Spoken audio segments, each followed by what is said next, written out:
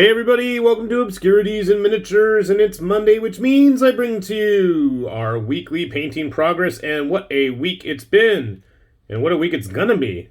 Yeah, this week is so yesterday we had Sparkletrout's birthday, who's turned a whopping 37. Happy birthday, my brother. Don't feel bad, because some of us are older than that by a significant margin, and thankfully, we did get some stuff painted, and it turned out quite well. But we're going to start the week off with the very best figure. My dad actually painted up one of these Dragon Riders of the Styx playset dudes. And yeah, I put him totally glossy. The paint was unfortunately starting to peel off. And I mean, I had scrubbed the crap out of these things prior to painting them. I had started painting a purplish, pinkish orc, kind of like the Bakshi Lord of the Rings style ones, and my paint just totally flaked off and made me cuss up a storm. And I thankfully did a better job on my dad's with a nice Misfits looking logo on that shield there. But yeah, we were both commenting that the paint job with the leopard print makes him look like the old Great Garlu figure he had once upon a time as a kid. But just a fun looking model. I might give mine a try again. I got so pissed off at it, and I just scraped it all off. I didn't bother. It was a shame. So Sparkletrout actually did paint some stuff besides turning older.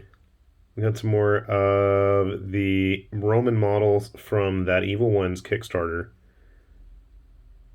I think these were the Hastati? Or were these... I don't remember which ones they were.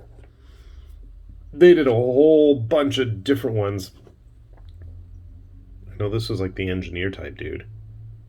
That came out pretty good.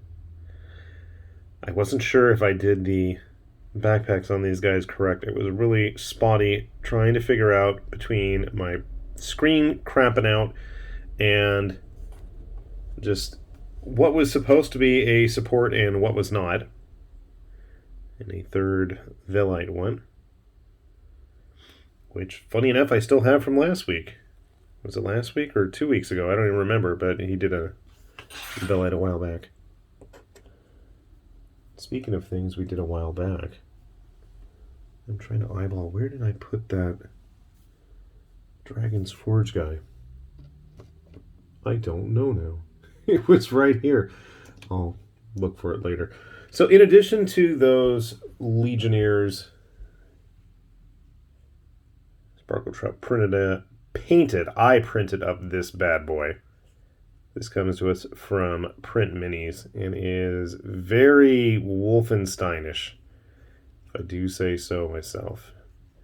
So you can see like those scratch marks there. Those are not intentionally supposed to be there. That is my printer deciding it wanted to scar itself somehow. I don't even know how that happened, but I spent my weekend getting it all set up, and so far, so good. We've had some nice, smooth prints since then, so big thumbs up there. All right, so that's what my dad, my brother, what did I get done? A whole bunch of randomness. Let's start off with a WizKids Deep Cut Highlander, and he's not even bothered to put a tartan on that kilt of his. And his face, unfortunately, lacks a nose. It just kind of goes flat. But from a distance, I think it'll look okay. This unidentifiable, there we go. This is a Halfling Skeleton from Stonehaven Miniatures. Why does it have hair on the skeleton? I don't know. Why is he smoking a pipe? Why not? I was thinking of painting him up like the old Rankin Bass, The Hobbit, but close enough. I've been wanting to paint him for a while. I don't know where Stonehaven gets these little tiny bases. They've got some of the strangest base sizes. I don't come across them very often, except with their models, which is kind of fun. All right. Funny enough, I don't have tons of printed stuff this week. I believe I have two. I have this fun one. So this is from Kyoshineko Miniatures. This was a misprint And it was done enough that if you don't... Do I have gold paint on my... No, it's model glue. Anyway, it was done enough, like the arm misprinted, so I figured, you know what, let's just cut it off completely and have a one-armed swordsman. And I think the colors, I was starting to channel Choi Hark's old The Blade movie, which was basically a remake of Jimmy Wang Yu's One-Armed Boxer anyways, or the One-Armed Swordsman movies.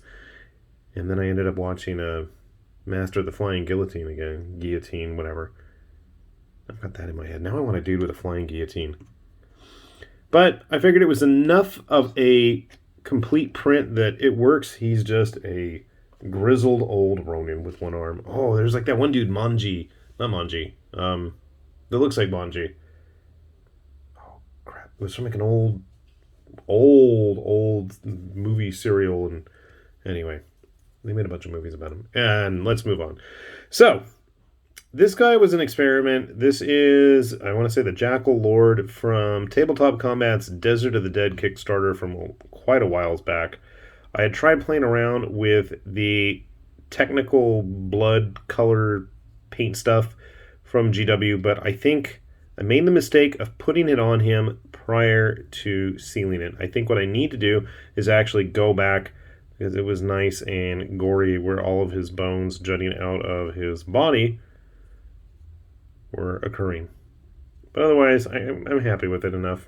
It's kind of supposed to be, I guess, like a stand-in for a crypt ghoul or something. All these guys were on 40mm bases. I dig his pose. That wasn't printed either. Okay, the other printed model I had is a model that's been sitting on my table for a while. This is one of the vampires that I think this is like the second batch of vampires that Artisan Guild did. This is one of their hero models. And again, I was playing with the technical paint, and it just looks like a shiny red tinted metallic now, but it works.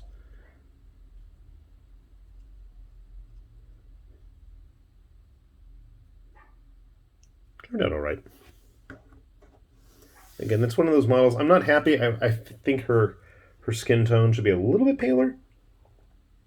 I'll chug some coffee here. But otherwise she came out okay. I tried painting up one of the new Wargames Atlantic Goblins to very mediocre results, but I just wanted to get one painted just to give it a try. I think if I was going to spend some more time on it, which I probably will, I'll at least go back and touch up the skin tones. I think I used the same livery green from Vallejo that I used on this dude. So he ended up a lot more brighter than this one. Huh. Interesting. We'll have to continue to experiment with that. Now here's a model that I've had on the table for a long time. You may recognize her. She's from Titan Forge, and you can actually get her through My Mini Factory or even directly from Titan Forge these days.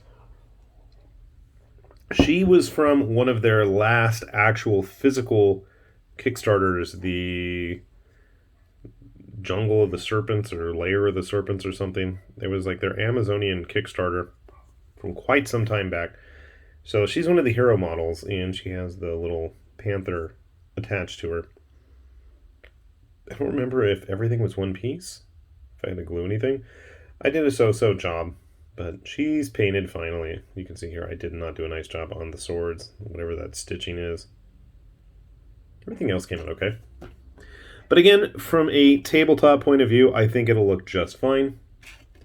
And as promised, we're not going to go a week. We're at least going to try not to go a week without getting another Kingdom Death model finished.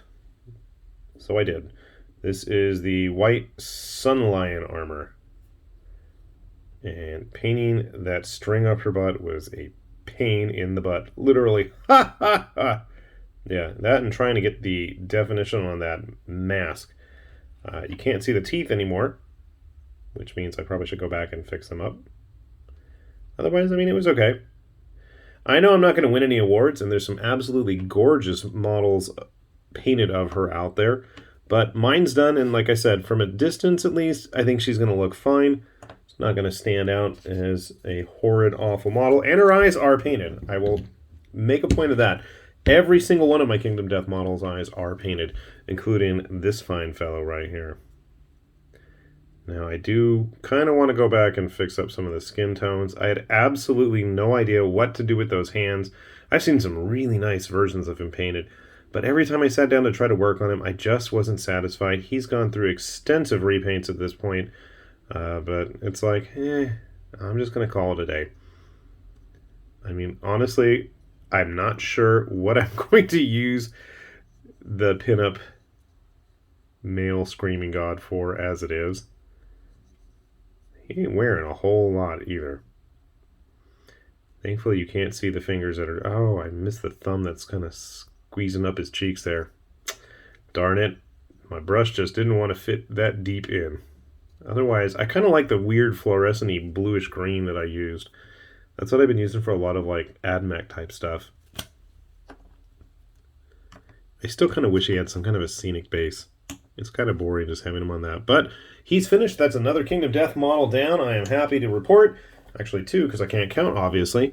And hopefully I am going to continue. Like I said, I will try to shoot for another Kingdom Death model every single week until either I run out, which will never happen, or we actually get some kind of new models from our Kickstarter. So that's my challenge. But overall, I got to say, between the three of us, a nice haul of models.